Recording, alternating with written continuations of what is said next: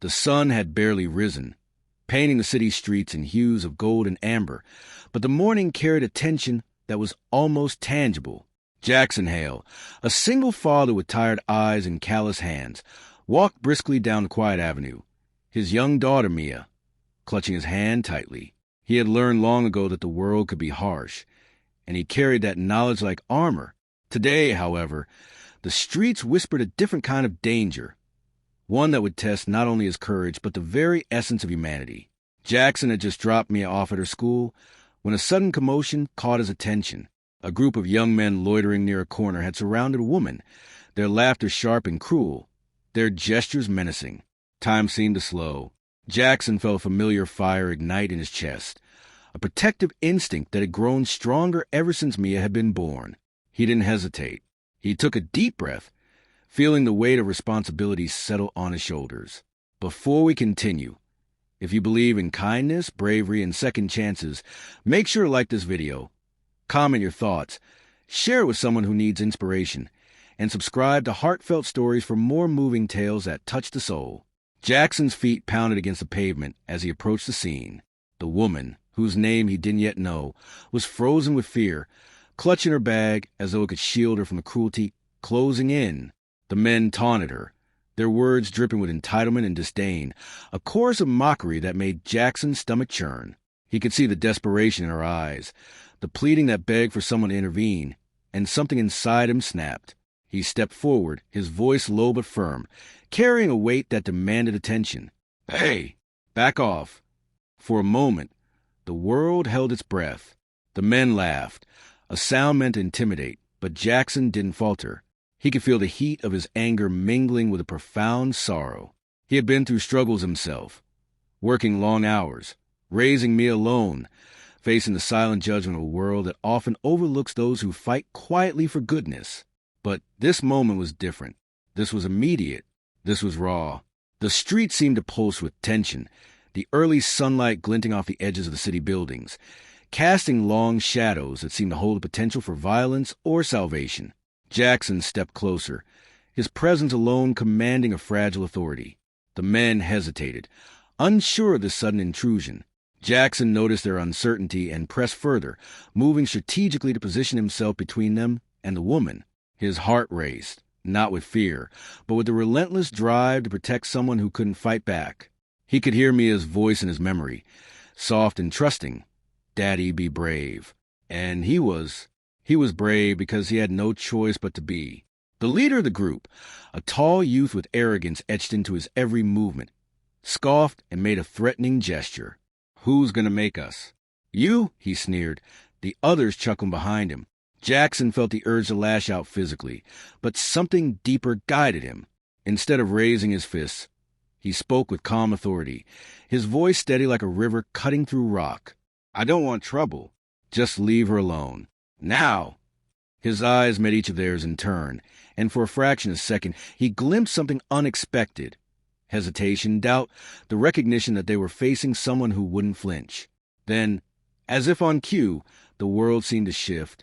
The city noises, the distant honk of a horn, the early chatter of shopkeepers, fell away. Seconds passed in suspended silence.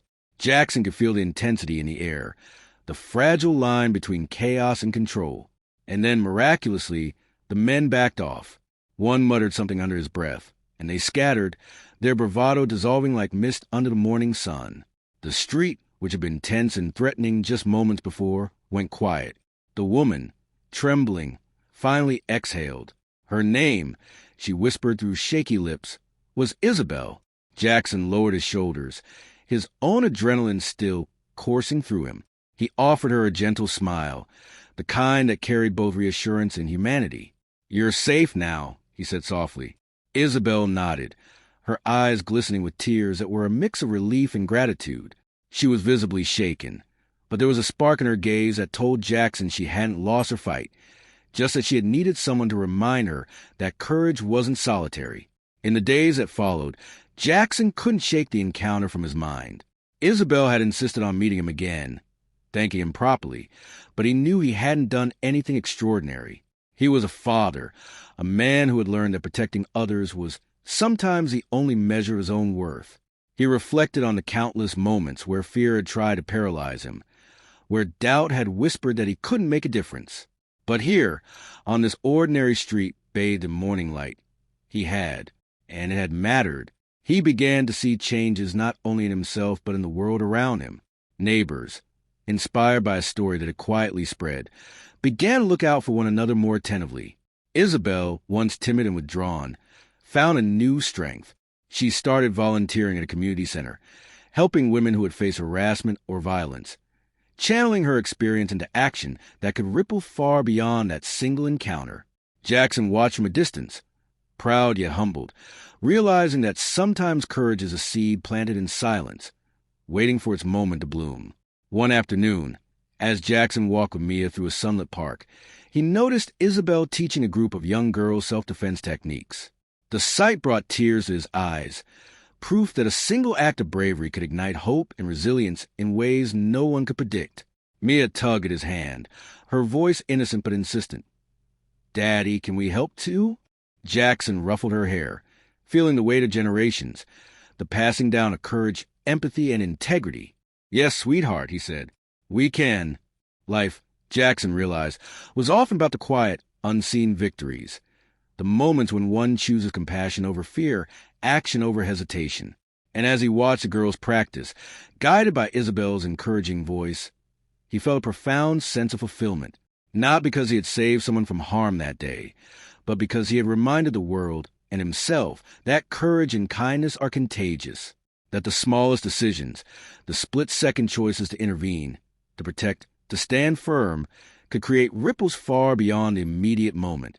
Near the end of that same day, as golden light filtered through the trees and the city seemed to exhale, Jackson paused on a bench to catch his breath. Isabel approached, offering a simple smile, a gesture that needed no words. She handed him a small card, a token of gratitude she had been keeping for weeks. On it were written 3 words: "Thank you, always." Jackson felt his chest tighten, emotions flooding him in waves. He realized then that life's true victories are often invisible, quiet, persistent, and transformative. If this story touched your heart, please engage with it, like, comment, and share. Let others know that acts of courage, even in fleeting moments, can change lives. Remind the world that kindness matters, and that second chances exist in the most unexpected ways.